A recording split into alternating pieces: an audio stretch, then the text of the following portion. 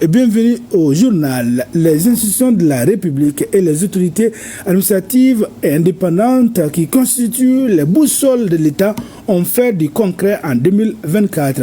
C'est là pour la bonne marche de la République à travers des lois et la veille sur la bonne gestion des ressources publiques. Ils ont reçu des motions de félicitations. Le président de la transition a aussi donné des directives pour atteindre les objectifs en 2025. Sénat Bathily nous décortique les réponses du président de la transition après les vœux des institutions. La mention honorable du président de la transition à celle qui garde la République, les institutions et les autorités administratives indépendantes. Le général d'armée Assimi Goïta adresse tout d'abord un message de reconnaissance pour service rendu à la nation. C'est une évidence, le rôle des institutions et des autorités administratives indépendantes est d'une grande portée pour le bon fonctionnement d'un État. Elles assurent à la fois la performance de l'État et le respect de ses normes. Selon le président Goïta, 2024, année de défi, a été couronnée d'avancées sur plusieurs fronts. L'année 2024 aura été une année de grands défis au regard des multiples crises que le monde a connues, et particulièrement la région du Sahel.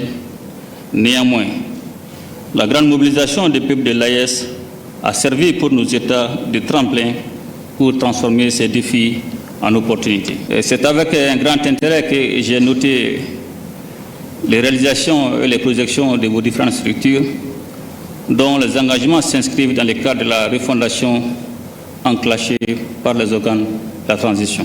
Nos institutions constituent sans conteste de véritables boussoles pour notre État, qu'il s'agisse entre autres du Conseil national de transition, de la Cour constitutionnelle, de la Cour suprême, du Conseil économique, social, environnemental et culturel ou même du Haut Conseil des collectivités. Le bilan de l'année 2024 en dit long sur la volonté commune des Maliennes et des Maliens de s'assurer un lendemain meilleur. Le retour à l'ordre constitutionnel passe nécessairement par un processus sécurisé et apaisé dans le but d'éviter un éternel recommencement. La mise en route des grandes réformes pour le processus de refondation repose sur des textes. À ce niveau, le chef de l'État a rappelé le rôle joué par le Conseil national de transition. Le CNT a voté une dizaine de lois. Je salue les efforts louables du Conseil national de transition dans l'affermissement des liens entre le Mali et ses pays frères de la Confédération de l'AES. Depuis le début de la transition, le CNT joue pleinement sa partition dans le processus de refondation en menant des réformes indispensables qui traduisent la volonté exprimée par le peuple malien lors des différents forats. Fidèle à ses missions constitutionnelles, il a examiné et adopté au cours de l'année 2024 plusieurs projets et propositions de loi ainsi que diverses lois organiques et ordinaires. Et cela dénote l'engagement qui anime l'institution face à l'impératif de changement dans notre pays.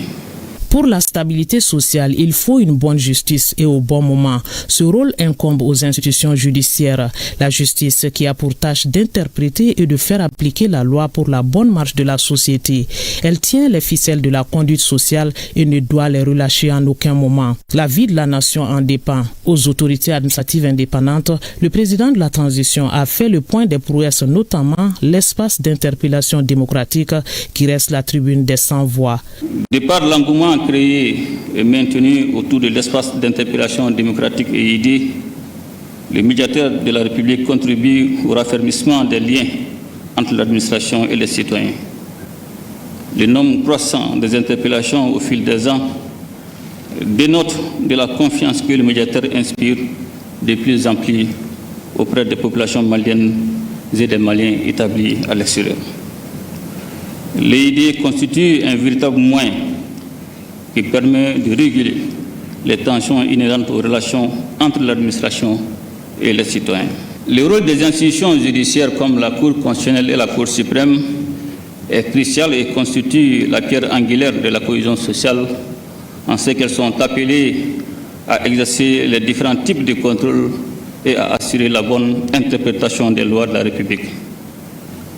À l'instar de celle-ci, je salue également le dévouement constant du Conseil économique, social, environnemental et culturel. du Haut Conseil des collectivités et des autorités administratives indépendantes dont les actions quotidiennes participent à la cohésion sociale et à l'efficacité de notre administration. Aux encouragements se greffent des directives au message présidentiel pour certaines structures. Pour le secteur des télécommunications, par exemple, la vigilance doit être de mise et les réponses doivent être adaptées au développement du secteur. Le chef de l'État attache du prix à la digitalisation de l'autorité de régulation des marchés publics pour plus de transparence. Des messages spécifiques ont été adressés à certaines structures. Le développement exponentiel du secteur des télécommunications exige une réponse adaptée en vue de préserver les intérêts de l'État, mais aussi les données à caractère personnel, gage du respect des vies privées. Ils exhortent l'autorité de protection des données à caractère personnel à plus de persévérance pour le respect des données à caractère personnel, et cela est indispensable à un moment où le cyberespace est marqué par des dérives croissantes au mépris des droits fondamentaux des citoyens.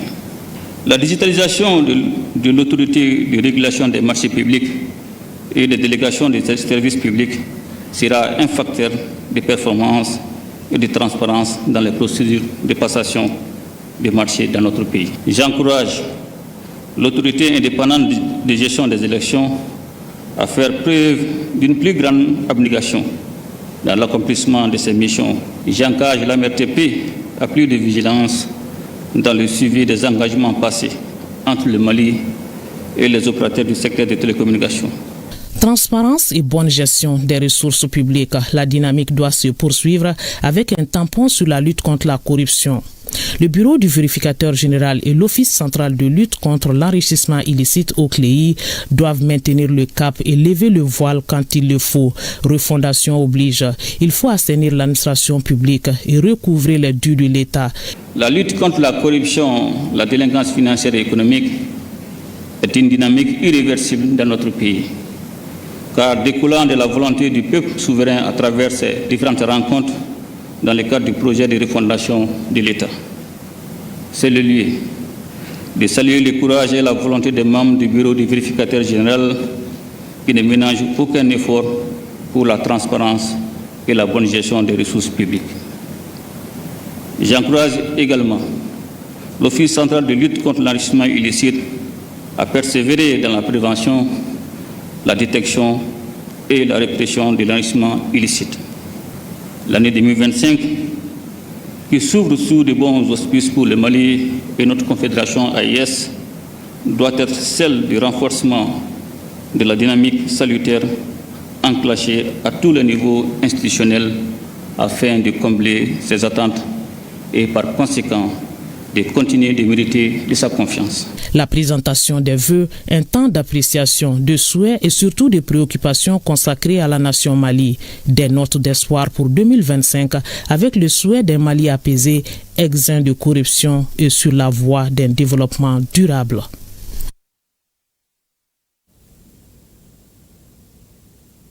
118 sous-projets de restauration des paysages sont retenus pour financement dans le delta intérieur du Niger. Ils sont sur les traces de la Grande Muraille Verte au Mali. Ces sous-projets, initiés par des jeunes et des femmes, s'inscrivent dans le cadre de la mise en œuvre du projet de restauration des terres dégradées au Mali.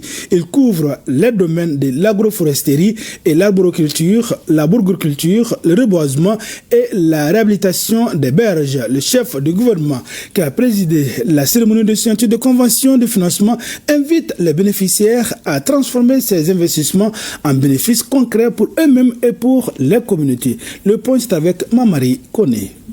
Un engagement commun à transformer les défis environnementaux en opportunités pour le développement durable et le mieux-être des populations. Moins de 10 mois après le lancement de ces activités, le projet de restauration des terres dégradées au Mali fait un pas de géant dans la mise en œuvre de ces activités. La cérémonie du jour concerne la signature des conventions de 118 sous-projets communautaires de restauration des paysages retenus dans le delta intérieur du Niger et sur le tracé de la Grande Muraille Verte au Mali. Le delta intérieur du Niger et la Grande Muraille Verte sont des zones essentielles pour la biodiversité et les populations locales, mais elles font face à des défis majeurs tels que la dégradation des terres, l'érosion, la perte de biodiversité et les impacts du changement climatique, nécessitant une action collective et coordonnée.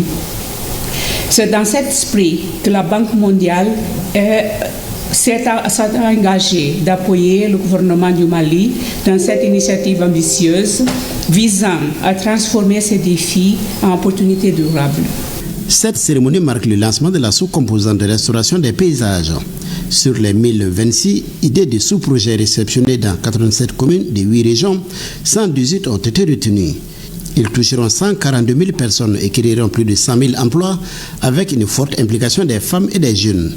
Cette initiative ambitieuse s'inscrit dans la vision éclairée de son Excellence, le général d'armée Assimi Goïta, président de la transition, chef de l'État de la République du Mali, qui a fait du développement durable et de la résilience climatique une priorité nationale. Nous saluons ici son leadership qui inspire nos actions et guide la quête d'un avenir meilleur pour nos populations.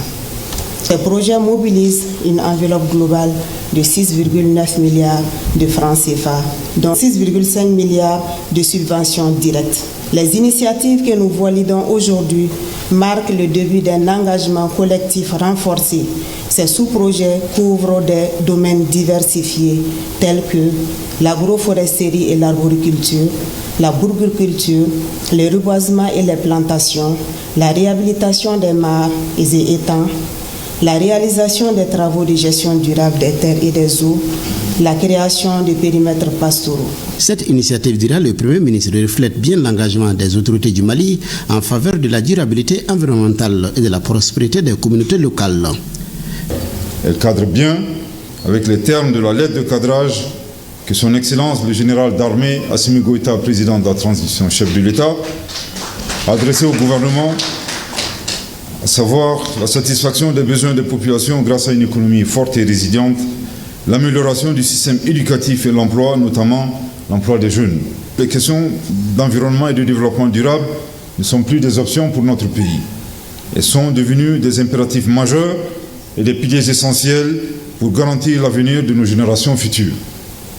Ces enjeux, au cœur des priorités des autorités de la transition, traduisent notre engagement à bâtir un Mali résilient, prospère, respectueux de son environnement. C'est dans cet esprit que la Constitution du 22 juillet 2023 consacre cette vision dans un cadre légal. En effet, l'article 22 de la Constitution stipule, je cite, que toute personne a droit à un environnement sain et durable, fin de citation. Et l'article 25 de stipuler, je cite, que la protection de l'environnement et la promotion de la qualité de la vie sont un devoir pour tout citoyen et pour tout État. Fin de citation. Après avoir remercié la Banque mondiale pour son accompagnement, le Premier ministre a invité les bénéficiaires et les autorités communales à la bonne exécution de ces sous-projets. Aujourd'hui, vous devenez les ambassadeurs de ce projet. Votre engagement et votre détermination sont essentiels pour transformer ces investissements en bénéfices concrets pour vous-même et pour les différentes communautés. Vous avez été choisi en fonction de la qualité et de la pertinence de vos idées et sous-projets. Je vous engage donc à plus de rigueur dans la conduite de ces sous-projets afin de contribuer favorablement au développement et à la transformation de vos régions respectives. À l'heure du bilan, vous devez prouver que les efforts et les ressources investis dans vos sous-projets se traduiront par des résultats positifs en cohérence avec les objectifs projetés. J'appelle également les responsables des collectivités territoriales, en partenariat avec ceux du projet, ceux des services techniques de l'État et les autres parties prenantes, à mieux encadrer les bénéficiaires pour garantir la réussite des sous-projets et maximiser les impacts positifs sur les communautés de leur localité d'implantation. Le projet de restauration des terres dégradées au Mali est financé par la Banque mondiale à hauteur de 90 milliards de francs CFA pour une durée de 7 ans, de 2024 à 2030.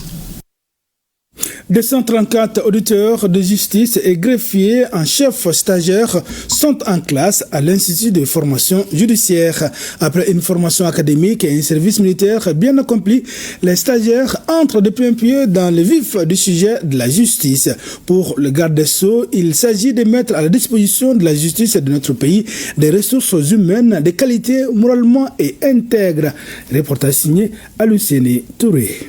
La mutation de la justice malienne dans un monde en mouvement. C'est le thème de cette rentrée solennelle des auditeurs de justice et greffiers en chef stagiaire, un thème dont l'Institut national de formation judiciaire Maître Demba Diallo a voulu entretenir ses nouveaux locataires pour coller aux réalités d'un monde en perpétuelle mutation.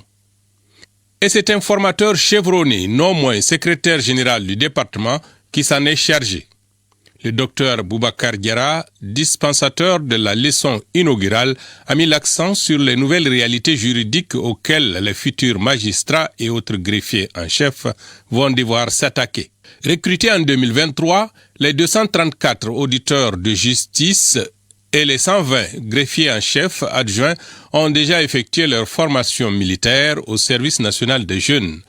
Les voici à présent dans le moule de la formation initiale. Grâce à une dotation conséquente de l'État du Mali, en termes d'infrastructures, d'équipements et de subventions, l'école a pu relever les défis liés à la formation des grands nombres, en respectant le temps et la qualité de la formation dispensée aux auditeurs et autres stagiaires. Oui, je vous en parle en guise de fierté pour notre école. Sur le plan infrastructurel, l'Institut a atteint un niveau de développement jamais égalé. Nous attendons impatiemment la fin des travaux de l'amphithéâtre de 600 places qui nous abrite ce matin, de la cafétéria et de la bibliothèque, de même que l'équipement de la cité d'hébergement. L'État du Mali a joué à fond sa partition. Comme pour répondre aux recommandations de l'administration judiciaire, les nouveaux pensionnaires ont promis de s'atteler à ce qui fait la force de la justice, à savoir la déontologie. Chers collègues auditeurs de justice, nous aurons le privilège de bénéficier de 2 années de formation durant lesquelles nous allons apprendre non seulement le savoir-faire, mais aussi et surtout le savoir-être du magistrat. Compétences, humilité, rigueur et sens du service public. L'importance des effectifs des nouvelles recrues est illustratif de la volonté du gouvernement de doter notre justice des moyens humains et matériels lui permettant de répondre efficacement aux attentes des populations. Après tant d'efforts de la part de l'État pour le recrutement des personnels, il nous incombe incontestablement un devoir d'assurer le maintien de la dynamique pour bâtir la justice répondant aux aspirations des Maliennes et des Maliens, mais aussi pour mériter de la confiance placée en la justice dans le cadre de la refondation de l'État et de l'émergence d'un nouveau type de citoyens, conscients de ses devoirs et de ses responsabilités dans l'œuvre de construction nationale. C'est sur ces ressources humaines en cours de renforcement que nous pouvons compter pour relever les nouveaux défis que je trouve majeurs, générationnels, contemporains, historiques et déterminants pour l'avenir de notre pays. Je veux parler de la lutte contre la corruption et la délinquance économique et financière, la lutte contre l'impunité, le terrorisme, le financement du terrorisme, le blanchiment des capitaux, la traite des personnes, le trafic illicite des migrants, la drogue et d'autres formes de criminalité transnationale organisée. Cette cohorte de 2025, comme celles qui l'ont précédée, séjournera 2 ans dans ces locaux contre 18 mois pour les greffiers en chef adjoints. Autre point de l'actualité, les directeurs généraux de police des pays membres de la Confédération des États du Sahel sont en conclave à Bamako. Ces premiers cadres de concertation des responsables des unités chargées de la sécurisation des personnes et de leurs biens est l'occasion d'aborder des sujets relatifs aux nouvelles menaces qui planent sur l'espace AES. La session dure 2 jours. Le point, c'est avec Aradou Matina et Adama Kamara. L'espace AES, engagé dans une véritable réforme malgré un contexte de crise, multiplie les initiatives pour relever les défis, parmi lesquels ceux liés à l'insécurité. Ainsi, le nouveau mode opératoire des malfrats au sein de l'espace nécessite un changement de paradigme de la part des différentes unités opérationnelles. Celles-ci doivent désormais s'adapter à l'évolution de la criminalité, qu'elle soit interne ou transfrontalière, d'où cette rencontre de haut niveau des directeurs généraux de police des pays de la Confédération des États du Sahel à Bamako. Depuis une bonne décennie, notre espace est confronté à de nouvelles formes de menaces, de criminalité plus subtiles et plus pernicieuses, en l'occurrence le blanchiment des capitaux et le financement du terrorisme. Les criminels réussissent parfois, au détour des combinaisons qui sont de véritables labyrinthes d'ingéniosité, à échapper à notre vigilance et à injecter l'argent sale dans nos économies respectives en utilisant parfois des circuits mafieux. Nous devons nous attaquer résolument et énergiquement à ce phénomène qui, outre qu'il finance le terrorisme, prend aussi en otage nos économies dont il tente de changer la structure en l'arrimant aux activités criminelles. Première du genre, cette rencontre des directeurs généraux de police de la Confédération des États du Sahel est l'occasion d'échanger sur la problématique de sécurité commune, mais aussi de renforcer les liens de coopération afin d'optimiser les efforts collectifs dans la lutte contre les nouvelles formes de criminalité. Je suis convaincu que la présente rencontre vous permettra de passer en revue l'ensemble des menaces qui planent sur notre jeune entité confédérale et de faire des propositions concrètes et pertinentes qui seront de nature à sécuriser l'espace géographique de l'AES contre les formes les plus machiavéliques de criminalité transfrontalière et de grand banditisme dans nos villes et dans nos campagnes. La coopération entre les services de police des 3 pays de la Confédération des États du Sahel et les échanges d'informations sont la clé du succès dans la guerre contre la criminalité frontalière. Une coopération qui devait être renforcée et consolidée au terme de ces 2 jours de travaux. Mesdames, Messieurs, c'est la fin de ce journal. Merci d'avoir été de notre. À demain, Inch'Allah, même heure, même plateau et pour d'autres informations.